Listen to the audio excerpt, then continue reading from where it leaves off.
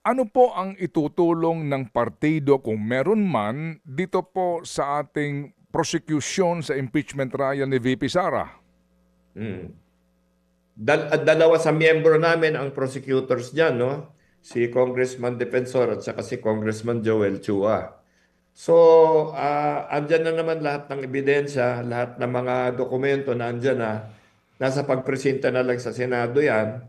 At nagpupulong-pulong naman sila lahat ng mga prosecutors para kung paano nila ipipresenta yung kaso doon sa Senado. Sa tingin ko nasa mahusay na kamay naman yan. Lalabas naman yung totohanan siguro. Apat po ang articles of impeachment, Kong Ronnie. Doon sa apat na ito, ano po dito ang pinakamahirap para po sa prosecution? Yung mahirap sa tingin ko, yung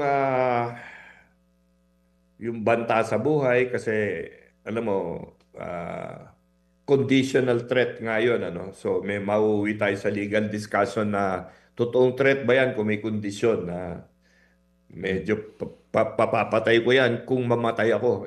So hindi threat na nga ba yun o ano ba yun? Tapos yung isa siguro yung kay Madriaga kasi marami siyempre kailangan siyang ipaliwanag doon sa mga tinatanong sa kanya doon sa committee hearing.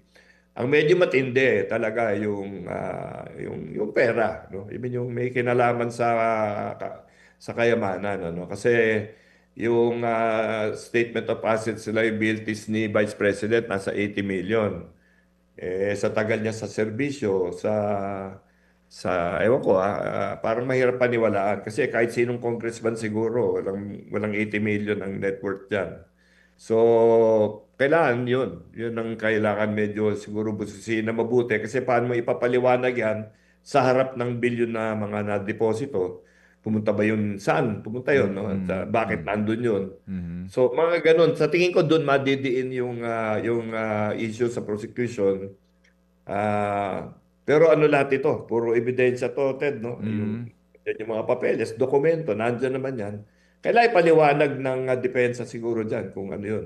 Mga kapatid, patuloy po kayong tumutok sa 105.9 True FM para sa totoong balita, impormasyon, music, and entertainment. Mag-subscribe sa aming YouTube channel at podcast at sundan nyo kami sa Facebook, Instagram, X at TikTok sa True Network PH. Bisitahin din po ang aming official website, truefm.ph. At panoorin din kami sa True TV Signal, Channel 19. Kami po ang 105.9 True FM.